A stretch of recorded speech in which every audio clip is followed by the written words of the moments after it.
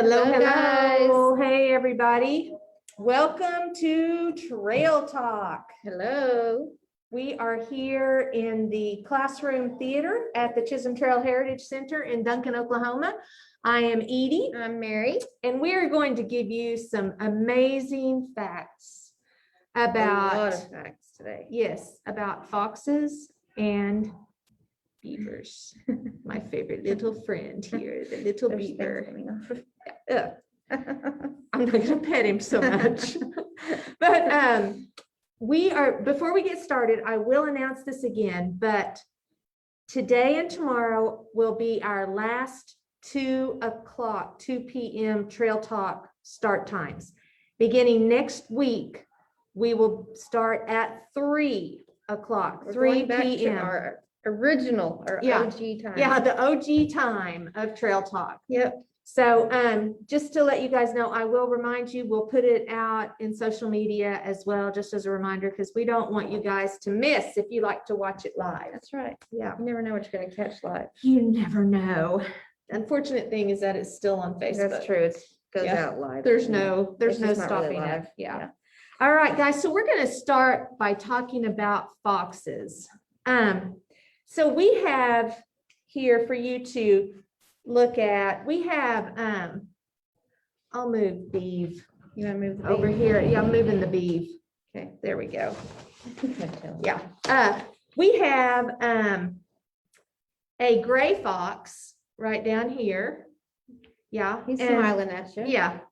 Yeah, look at that little That face. smirk. Yeah, that is, it's a smirk, It's isn't it? definitely a smirk. Yeah, and then we have a painting. This is a Janet Lovelace painting. It's actually here at the Heritage Center, and it is for sale, $350. Miss Lovelace has been generous enough to let us keep it out and hanging on our wall. So if you love foxes, this is a beautiful, it's a very beautiful painting.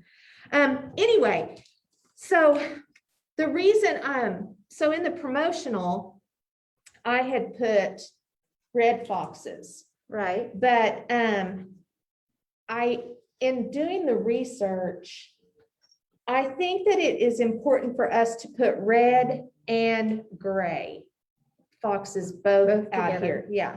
Let's see if we can get the beeve. More on the profile. Yeah, and a little bit further out in front of us, and There we then go. we can. Okay. Yeah. There we are. Yeah, because we really want these two guys to be dominating right now. Yeah. So here's the deal, guys. In the days of the Chisholm Trail, the most common fox would have been this guy, the gray fox. And but then I'm gonna have to look up that word. Yeah. The extirpating began. Yeah. You've never heard that word before. You have Right, now. you've heard it here. This is your word of the day, extirpate. They were almost killed off, almost to the point of extinction. And so the gray foxes are not the most common fox in this part of the country anymore, where the Chisholm Trail was. The red fox has taken over that Title. yeah, that title. The winner of most common fox, the red It's going to fox. the red fox. Yeah. But we're going to talk about both of them because these are the foxes that we would see in the wild, most In our likely. area, Chisholm Trail area. Yeah, yeah. But these are the ones that the cowboys would have been most likely to see For sure. 150 years ago. I'll tell you what.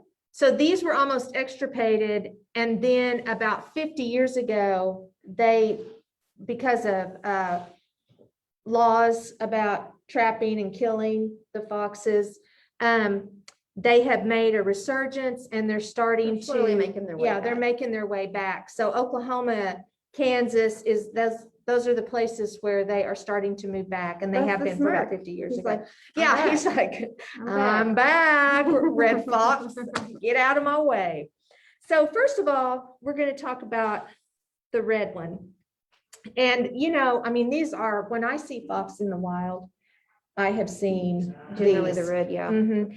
They are much more likely to live in an urbanized area. Mhm. They're not so skittish of people or other animals Right. and that sort of thing. And so they will live on, farmland, forest with marshes, open fields. And they only use their dens during breeding season, and then while the time that the cubs are growing, while they're small. They're actually very creative with their den situation. With their den. Yeah, I mean, they make these dens. They actually have like a separate den A called spare. a spare, Mhm. and one like for emergencies only. One where the fox and their mate will hang out together, and then one where they actually the vixen or the female will actually deliver the cubs and keep them in there while they're blind and deaf and 'Cause that's how they're unable to born. walk. Right, yes, exactly. They're, how their ears and their eyes are kind of sealed shut when they're born. But they have disguised escape holes for these dens, and it's very interesting to me that these dog-like animals live in these holes. Right, in holes in the ground. Yeah, it's a little bit unusual. And they mark them as well, which I thought was Yes. unique, I guess, if you will. Yeah. They mark their entrances and their dens. And well, they go in and out of the holes, and when they do, their bottoms will rub on the ground. The smell of the scent. tail. Yeah, from the scent gland Uh-huh. there at on the base of the tail will put the scent out, as opposed to other dog-like animals who will urinate Mhm. on things to mark, Hiking their way. to give a unique scent. So they behave as much like cats Mhm. as they do dogs, which I find that to I found be that strange. yeah, very strange. And they don't just, so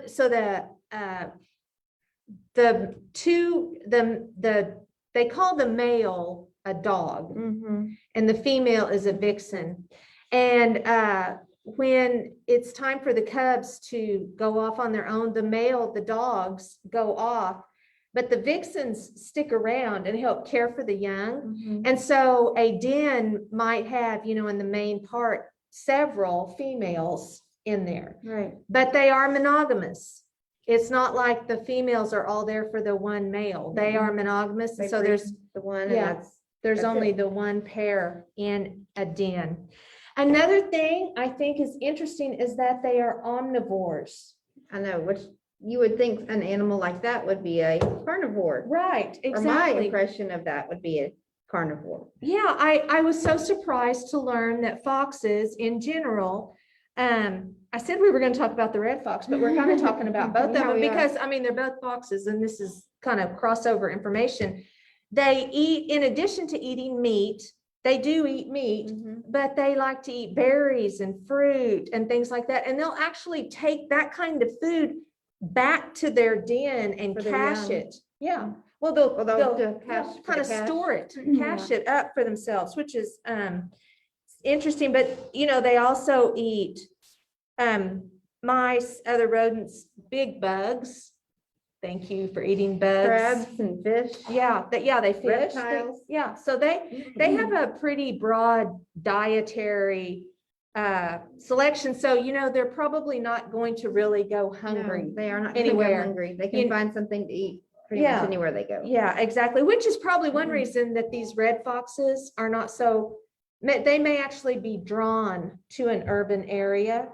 Because of the variety. Right. Well, like a raccoon or something. They Mhm. know that there are other types of. There's plenty There's of food, Right. whether it's in garbage or animal food or whatever, and so they may be drawn To those to areas. those areas because of that.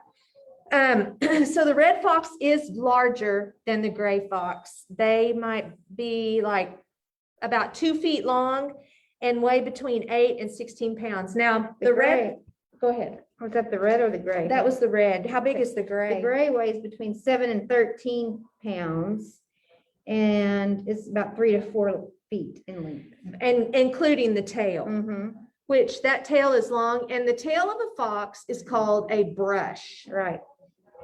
But you know, it's a big poofy tail. Let me pull Gray Boy over here and let you see, see how big and It's really just, it's probably pretty thin, but the fur on right. it's Yeah, thick. it's I can feel it's very small, maybe even a little tinier than my little finger here.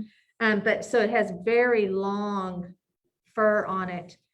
And so, I mean, a brush, that's really a good name Mhm. for their tail. Describes it well. Yeah, it does. So the red fox, as far as coloration goes, they are typically red or russet in color, and they have white on their chin and their chest, and always at the tip of their tail. Mm-hmm. Those are unique markings to the red fox. Right. Now, the gray fox is Gray. Let's a see. little different. Okay, first of all, their bodies are a little stockier, their legs are a little shorter. So as we were They're describing big. earlier, yeah, they're a smaller animal Mhm. from the red fox. Their color is a grizzled gray with distinct black streaks along the top to the back to the black tip of the tail. Yeah, and you see the black tail right down here. Now, this fox does have, Yeah, it You says can't- they're rusty yellowish on the Yeah. feet, legs, sides, and necks and backs see, of ears. here we go, see the rusty colored there on that. And they also have, this one has the white chin, Mhm. but not the chest so much. And then, but the black tip of the tail, I think the tip of the tail would be The giveaway. the tipper. The tip of the tail is the tipper on which fox of the it tail is the is. tipper. Yeah, it makes it much easier Mhm. to tell. The red fox has about 4 or 5 cubs, which is another interesting thing. Mhm. Cubs are typically what you call a cat. Sometimes they're kittens, I Mhm. guess. But like a bear Bear cub, a lion cub, Mhm. Lions or cats. right? Lions or cats, and usually a dog is a pup Mm-hmm. or a puppy. Right.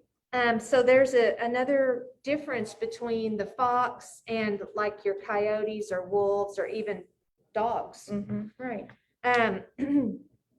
They go The ahead. gray fox litter is just about 4 to about 6 Okay, so on their litters. so they may have actually more. Although I did read that the female red fox is equipped for 8 Yeah. babies, Whereas 8 the gray is cubs only equipped for for 6. the gray vixens have 6 and the reds, yes, have 8. Yeah. So when they are just about 2 weeks old, their eyes open, the red fox, their eyes open, but their eye is a very pale blue.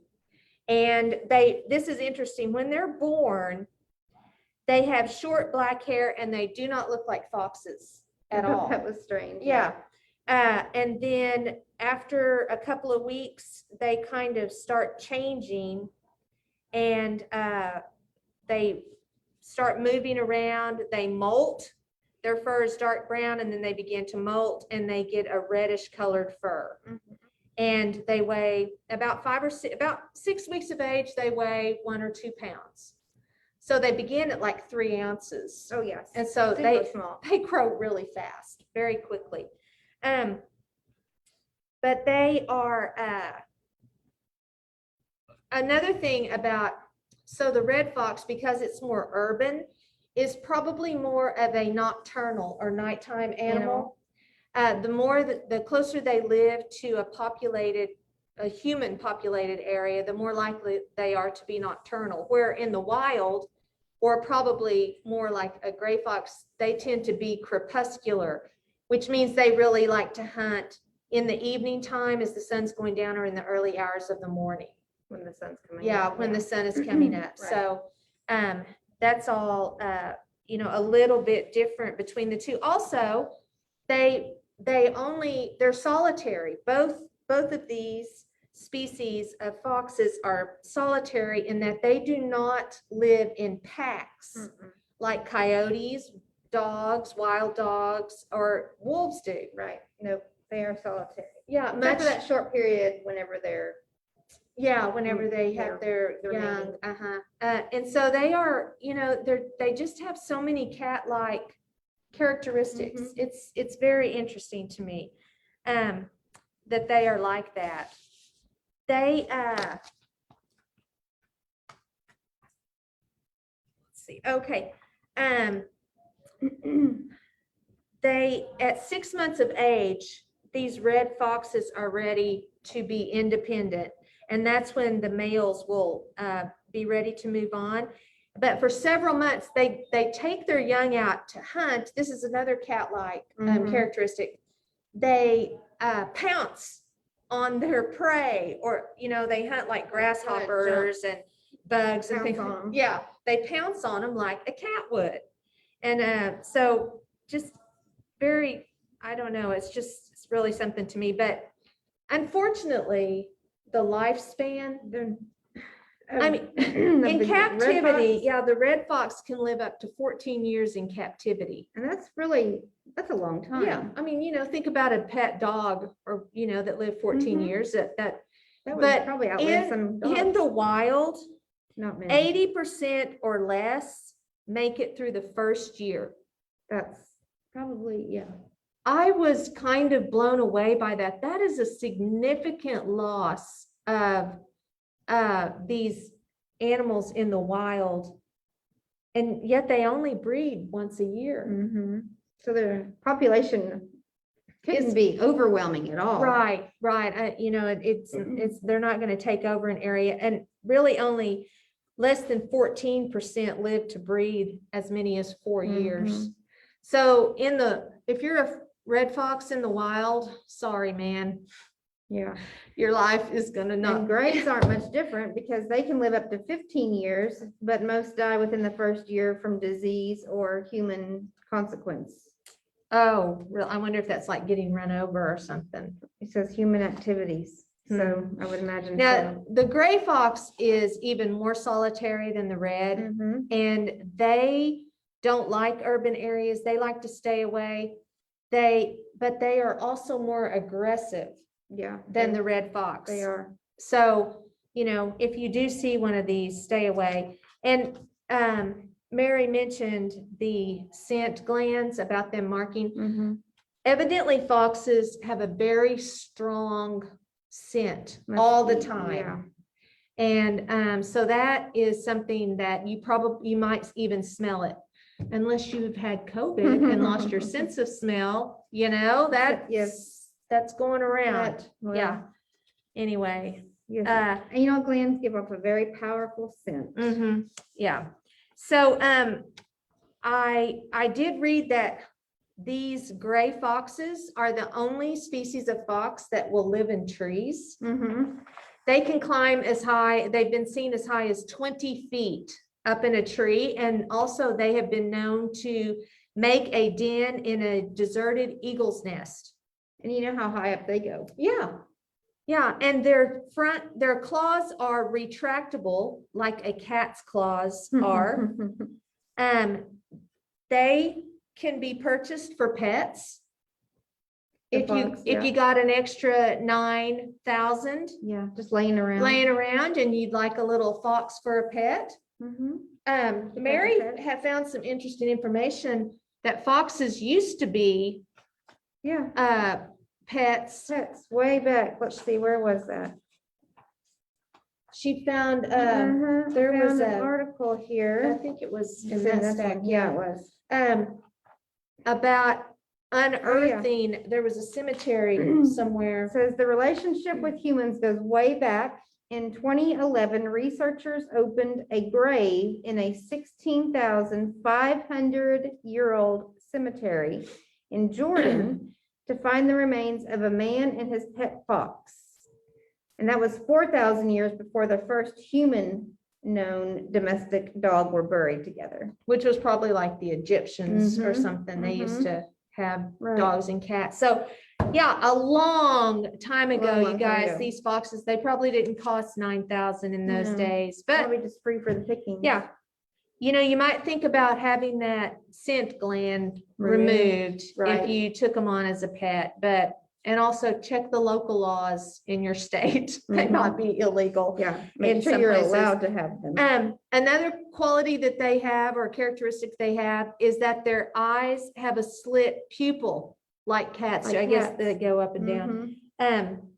So that allows them to be able to see in very dim light. At nighttime, yep. Mhm. And so that's another, I never knew. So many close characteristic traits Uh-huh. as a cat. Yeah, yeah. And they, of course, we've heard about foxes for years in folklore. Mm. They were always the crafty, sneaky trickster, you know, they're pull a fast one on somebody. Mhm. And so foxes have been long admired by people and watched, observed, I guess you would say, for Right. their, Yeah. you know, how they, Their and ways. maybe it's just their look. I mean, look how this guy was posed. Yeah, maybe they aren't really all that Maybe he's got a tricky. bad rap. Yeah. And you know, I never understood really why someone that you thought was a nice looking person, you might call a fox. Mm-hmm. I don't know what. Because they have an what evil that- side. I don't know. Maybe they're a tricky, Tricky individual. nice looking person or Right. something. I don't know. But anyway, that is, that's the information about foxes. I hope that was as interesting for you as it was for us, because I learned a There was a great lot we learned deal while we were about researching these that. animals. And again, along the Chisholm Trail, you know, the cowboys might have encountered one of these little guys. Mhm. A den of one of them. A den.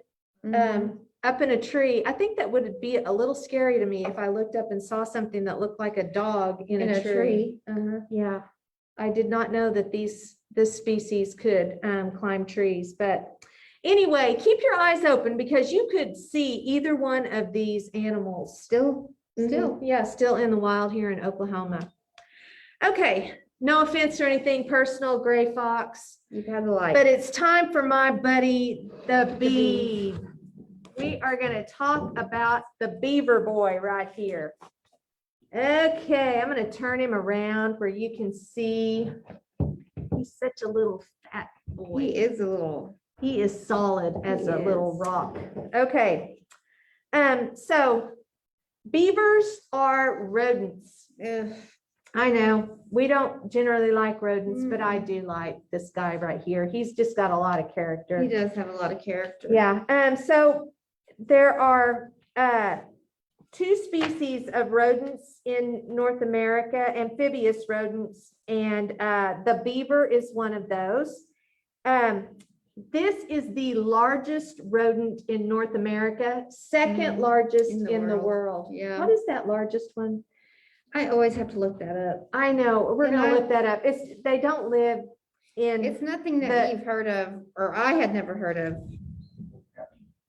wait, I'm sorry, what? I had something like that. Largest rodent. While we're looking that up. Anyway, so these guys are pretty big though.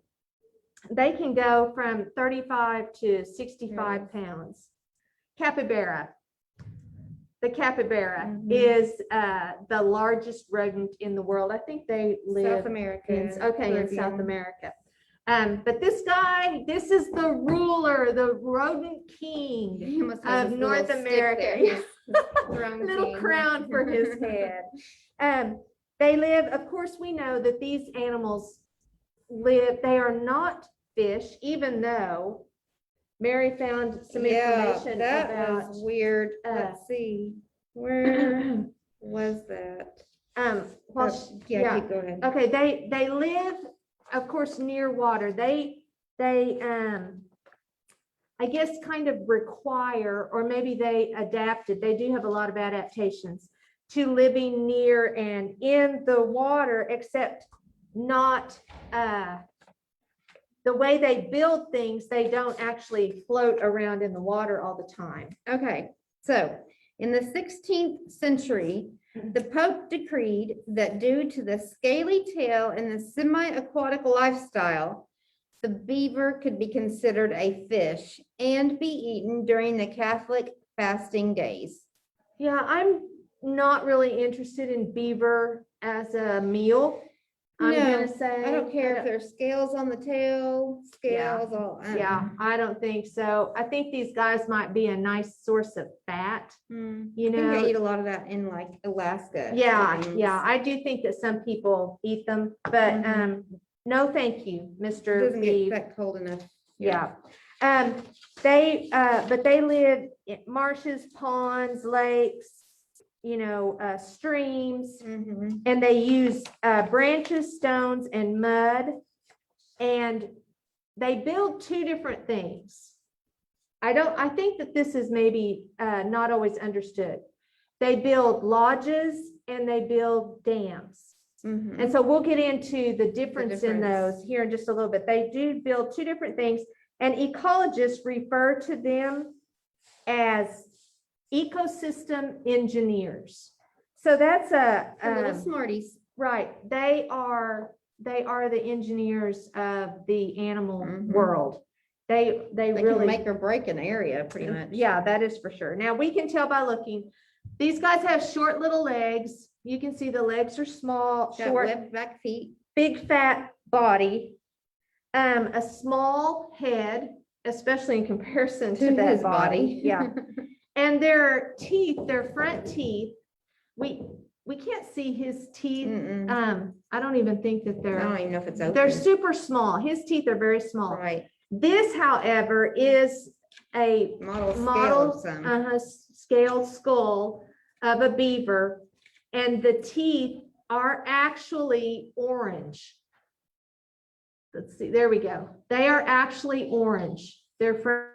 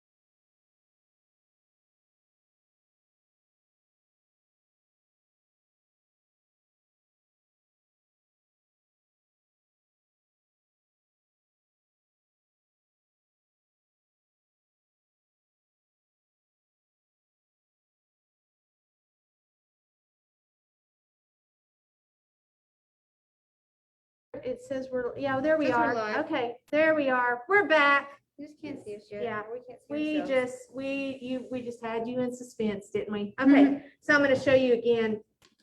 The iron has replaced calcium in the front teeth of these rodents, and so that is why they are able to take down trees. Right. It's You not like know. you can't go out with your own teeth. Right, They exactly. have specialized adaptive teeth. They have additional adaptations, which are super cool to me. They have they close off their ears and their nostrils when they swim. Mhm. They have a membrane that comes down over their eyeball and works like goggles to Mhm. protect their eyes from the water. And their teeth, their lips close and seal behind their teeth, and they have a row of fur there that keeps anything from The water. the water coming from going in. So they can cut down trees, carry things. They in can as do they're swimming. all this Mhm. underwater, and they can stay underwater for 15 minutes. They That's a can hold their long, breath. Long time. Yeah, they're not super fast swimmers, No.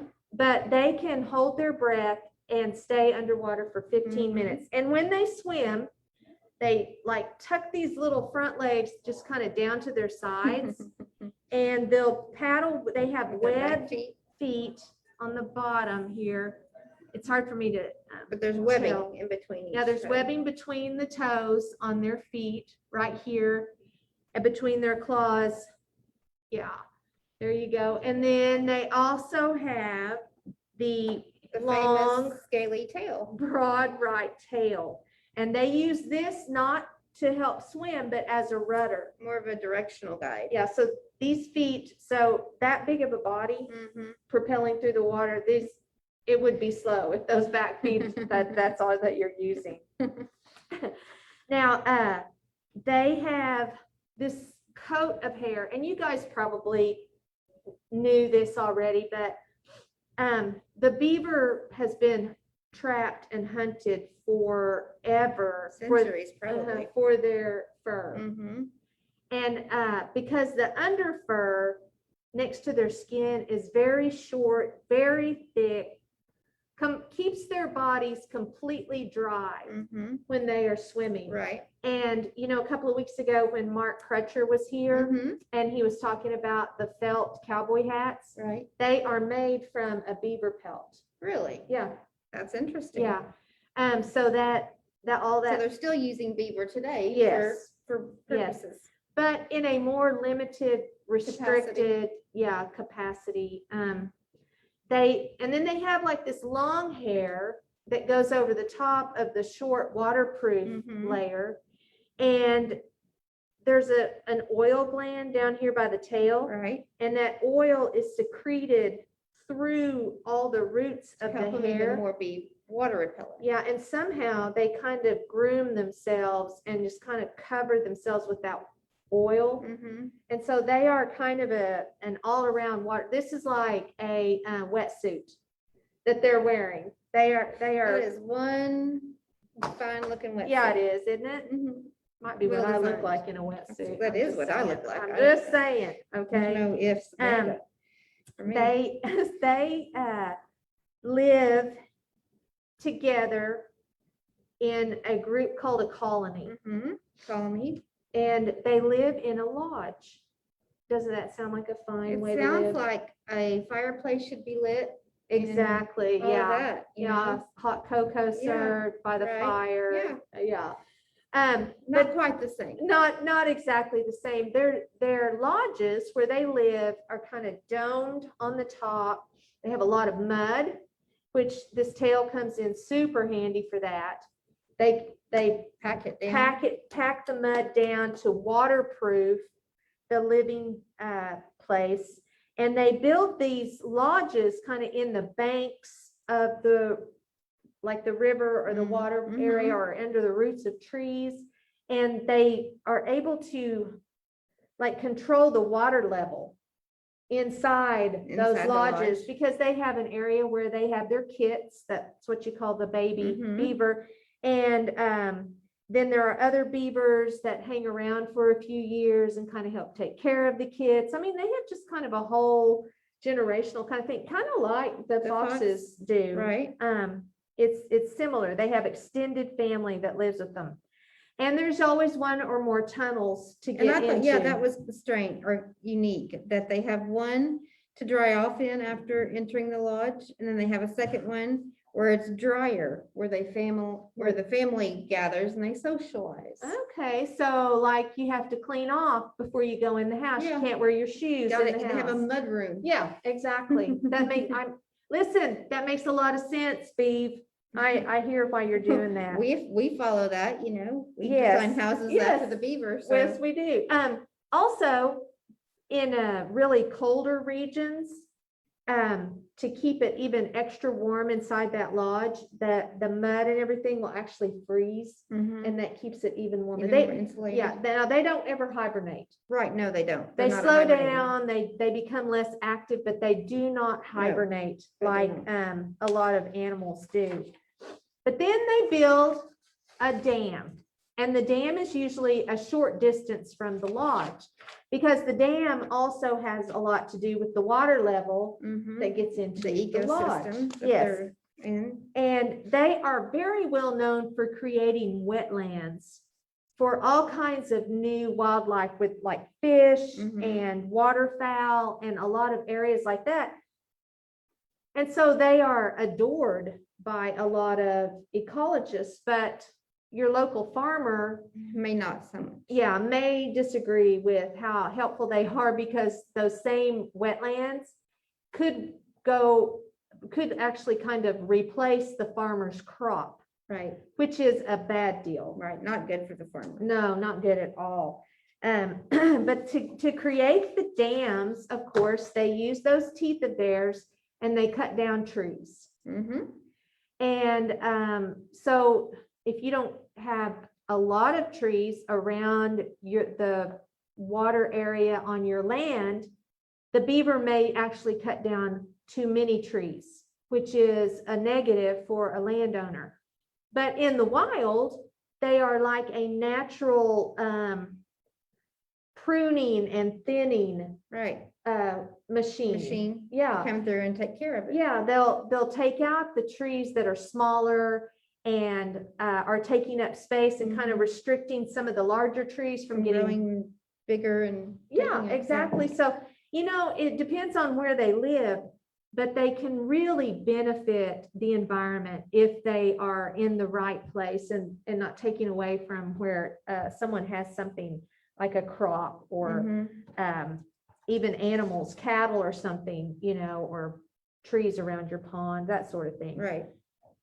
Excuse me. So they really like their favorite food is the cambium layer right under the bark. So they have to peel the bark off and then they like to eat that part, but that before you get to the actual woody, harder part of the tree. But they eat buds, leaves, and twigs, as well as pond vegetation, but they also might chew down a crop if a crop is nearby. And those again is why sometimes the farmers don't like them Yes, being around. they're not so fond of Right, these guys. Right. But obviously, so they are herbivores. They do not eat meat, insects, Mm-mm. anything like that. No.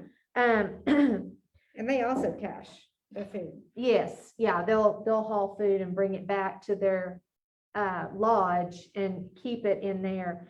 But they do have a lot of ways to communicate with each other. They make some noises. They do some things with their body, but one of their main things is, again, this tail. Mhm.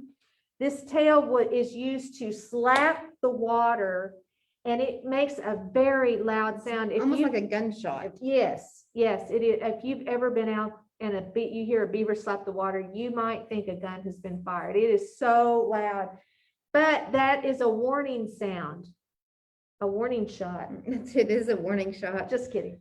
To alert the other beavers and maybe even some other animals that are in Right. the area that there's a danger. Or something going on. Yes, something that they need to be that they aware have been made aware of. But if they are on the land and they become frightened by something, they're going to go into the water. Mhm. That's their safe place. Again, And they they're can not stay under fish. there. They don't have gills or anything like that. They're really land animals, but the water is their safe place. They have to have that to survive. And they can stay under for 15 minutes. Right. So Yeah, true. Larger carnivores mhm. are going to prey on these guys. I mean, larger. Like if the fox was really hungry, the fox is not going to try to eat the beaver. But Right. a coyote, a Those wolf, bigger. yeah, some of those large, a mountain lion, Mhm. maybe a bobcat. It just depends, I guess. A young beaver might. Right. But even large birds like eagles and big hawks, again, that would be a younger beaver, a Right. smaller one than this one. But Swoop in. they are hunted by those animals. So during the days of the fur trade, when the fur trade was really big, hunting, trapping these beaver actually was one of the reasons that people were moving west and settling the westward expansion of the United States. Part of that is attributed to these beavers being trapped Mm-hmm. because their pelts were so valuable. They didn't have plastic or any kind of water resistant material to make a coat or a For the hat cowboys and things. from. Yeah, but their coats are naturally water resistant. So by having a beaver coat or a beaver hat, you had a way to protect yourself. You were in turn water resistant. in a way. Exactly, yeah. And so they were very much hunted down to they almost became extinct. The beaver did. But of course, they put some laws into place, some regulations. And so the beaver is still, as we mentioned earlier, they're Mhm. still, their pelts are still used to make hats, but they have really cut down on, it's The just, amount. yeah, it's not the Wild West out there No, anymore as no. far as hunting these things down. No. So I thought this was kind of an interesting side note. So the largest rodent that ever lived in North America was an amphibious giant beaver that was about the size of a black bear. They found fossils of this dude. So he's a lot bigger than my little friend Yeah. I have right here. Yeah. I don't think I would have wanted to meet that guy. No, I don't think I would have either. Yeah, he would have been, oh yeah, capybara, I got you now. Right. Yeah. Think But about Native that, Americans, they called the beaver the sacred center of the land because of all the habitats that they were able to create by building their dams and redirecting waterways and things like that. Right. And the way that they build the dams, it actually filters impurities out of the waters. And so, I mean, they give so much back to the environment. You know, they're really eco-friendly animals.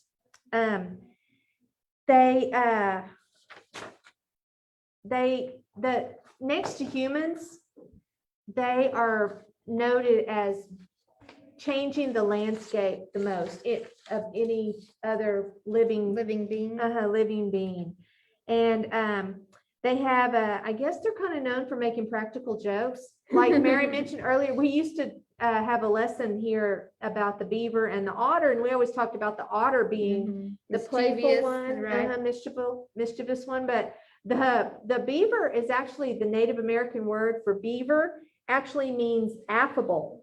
And so they're very good natured, kind of fun to watch. And they have a unique ability to control their population. I always thought that this was a very interesting. The beaver. The beaver. If they're so they can naturally tell if the food supply is ample or if it's low. And so if an area already has a large population of beaver, then the food supply is going to be lower. And so the female will have fewer kits when it's time for them to have a litter. It's just their natural selection adaptation. Yeah, exactly. And then if the population is low, if they've been hunted or maybe removed because it was a farmer's land or, and they needed to remove them for some reason, those that are left behind will have more beaver kits whenever they reproduce. That is what determines the size of the litter. And I just find that to be so interesting that animals adapt like that, just like even from one year to the next. It's very rapid. Well, it says they just rarely even overpopulate because they only breed the one time a year. Right, true. Yeah, so they only do have kits one time a year.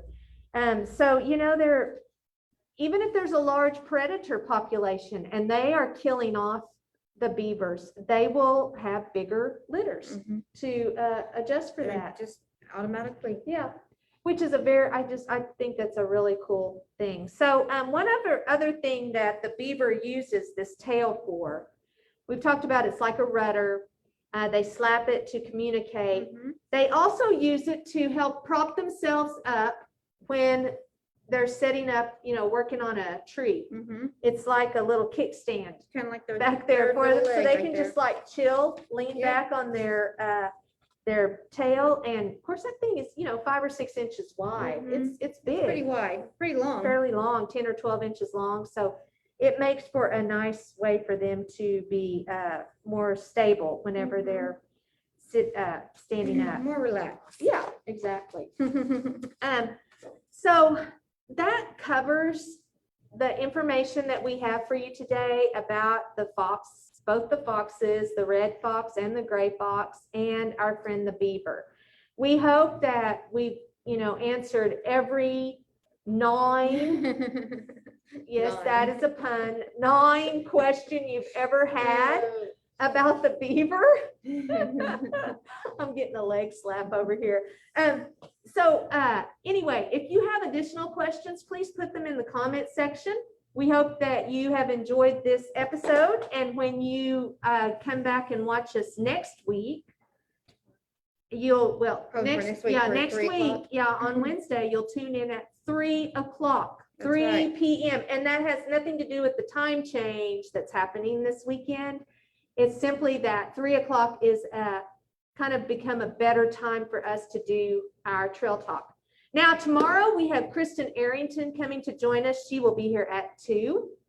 And we're going to talk to her just as a very successful businesswoman and community volunteer, and just kind of hear what she has to say about just all those kinds of things. Duncan, life. Who knows what else Kristen and I will come up I bet to it will talk not about. be there will not be a dull in the the conversation. Yeah, it's not gonna. No. We'll have something going all the time. Thanks for joining us, guys. Yes, thank you very much. Have a good evening, and you know what to do. Yep. Happy trails. Bye.